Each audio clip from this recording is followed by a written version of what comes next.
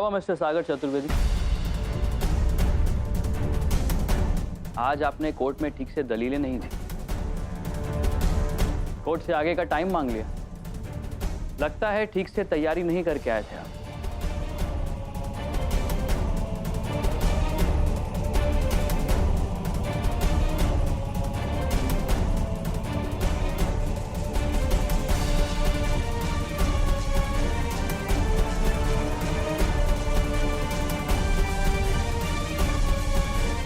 अगर आप तो पूरी तैयारी करके आए थे ना, right?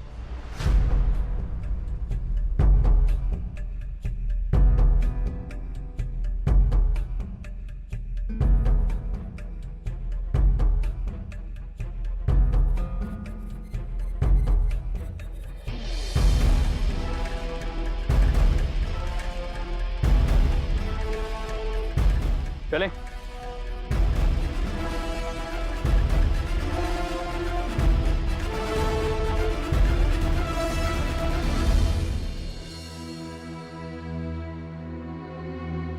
Mister Banerjee, very good, मजा आ गया आज तो आपकी जीरा सुन के।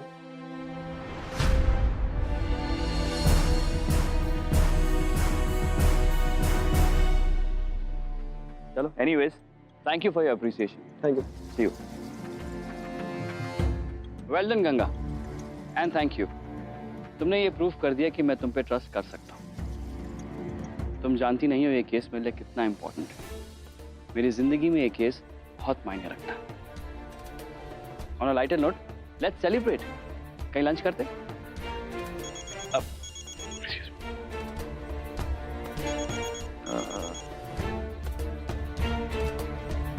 हेलो मिस्टर मल्होत्रा, अभी कुछ नहीं बिगड़ा है। हमें कोर्ट के लिए नेक्स्ट हियरिंग मिल गई है ना, आप क्यों फिक्र कर रहे हैं? आई डोंट नो मिस्टर सागर चतुर्वेदी, आपके फादर लॉ ने आपको रिकमेंड किया, इसलिए हमने आपको हायर किया।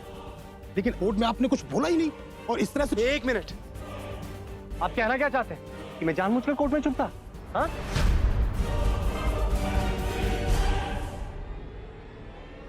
देखिए मिस्टर मल्होत्रा, मैंने कोर्ट से टाइम मांगा है और मुझे टाइम मिल गया है। फिक्र करने की कोई जरूरत नहीं है और नेक्स्ट हियरिंग में सब कुछ हमारे फेवर में होगा। Just trust me. देखते हैं।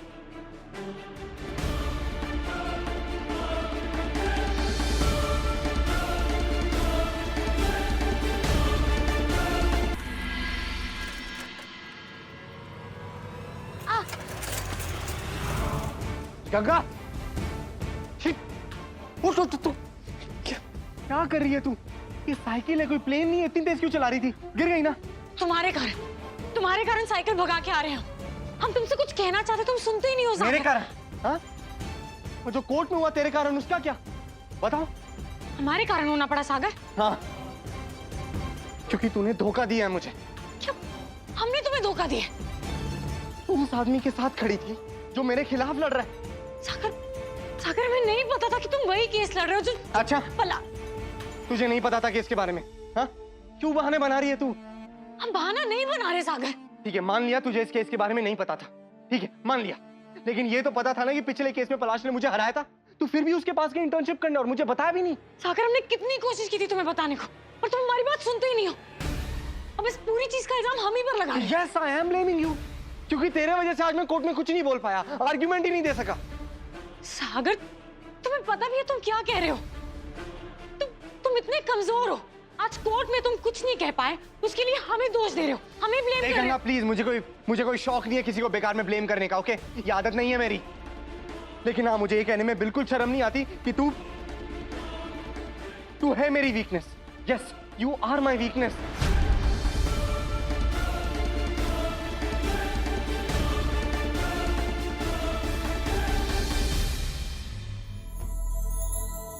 महाराज जी, ये नैपकिन की गोलियां ये किताबों में रख दीजिए। जी। माधवी, जब सागर होने वाला था तब खट्टी खट्टी चीजें खाने का मन करता था ना तुम्हारा? हाँ, और आपसे कहती थी कच्ची कैरी और इमली ले आइए, तो आप कहते थे अभी नहीं माधवी, कोर्ट जाना है शाम को। मेरे बेटे भी मेरे जैसे ही नालायक। लेकिन इतनी पुरानी बातें आपको अचानक कैसे याद आ गई? नहीं, वो पुरानी एल्बम में एक फोटो देखकर याद आ गई। दिखाई। ये फोटो याद है आपको? सागर कितना रो रहा था इस वक्त।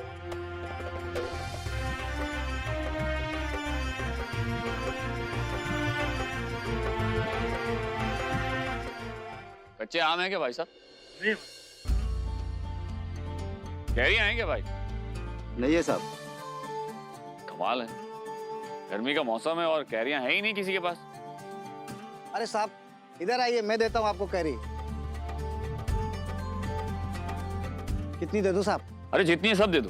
ओके।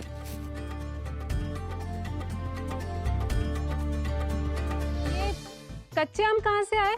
आप लेके आए क्या? नहीं बिटिया, मैं तो सुबह से अपना काम कर रहा हूँ। अच्छा, लगता है पुलकित लेके आए होंगे। देखिए ना मेरा कितना ख्याल रखते हैं। मैं फालतू में सुबह उन पर गुस्सा कर रही थी।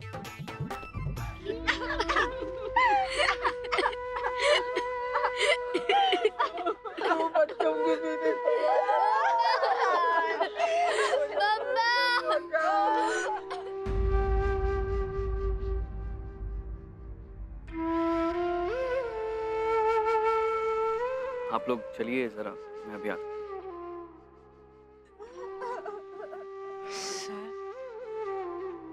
कहो गंगा।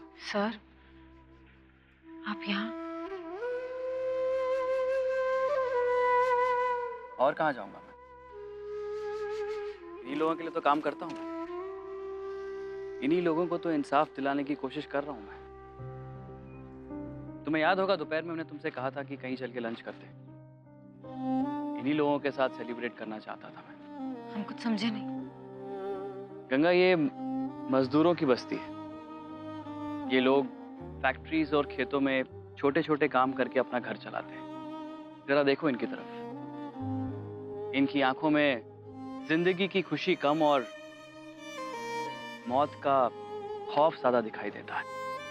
और इस मौत के खौफ की वजह है नशा।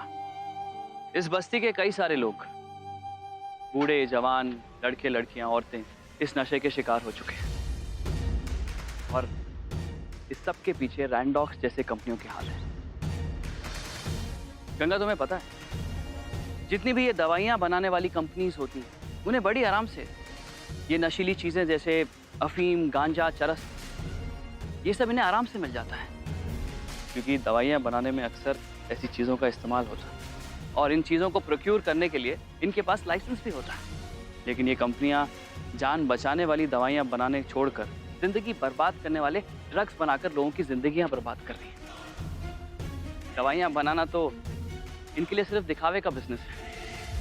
इनका असली बिजनेस ड्रग्स का है। ड्रग्स की मैन्युफैक्चरिंग, ड्रग्स की सप्लाई और ड्रग्स की डिस्ट्रीब्यूशन। ये तो सिर्फ एक ही जान गई है। ऐसी कई जिंदगियां बर्बाद कर चुके हैं लोग। रैंटॉक्स जैसी कंपनियां लोगों को मौत का सामान बेच रही है गंगा। उनको चिता पे लिटाकर अपनी तिजोरियां भर रही हैं। ऐसी कंपनी से ही लड़ता हूं मैं और ऐसे लोगों के लिए ही लड़ता हूं, इस उम्मीद में कि इनके जिंदगी में छाए घने अंधेरे को मिटा सकूं, इन्हें एक ब्राइट फ्यूचर दे सकूं। अब तुम समझिए कि ये केस मेरे लिए इतना इंपॉर्टेंट क्यों है। ये रखो, 10,000 है। बाकी के पैसे तुम कल आके ले जाना। पैसे तो मैं पूरे लूंगा भाभी। इतने अमीर घर में शादी, ऊपर से इतनी खूबसूरत भाभी। और तुम्हारा पति भी तो लॉयर है ना, सबसे बड़ा लॉयर। नहीं, उससे तो मांग ही सकती हो। जानवी,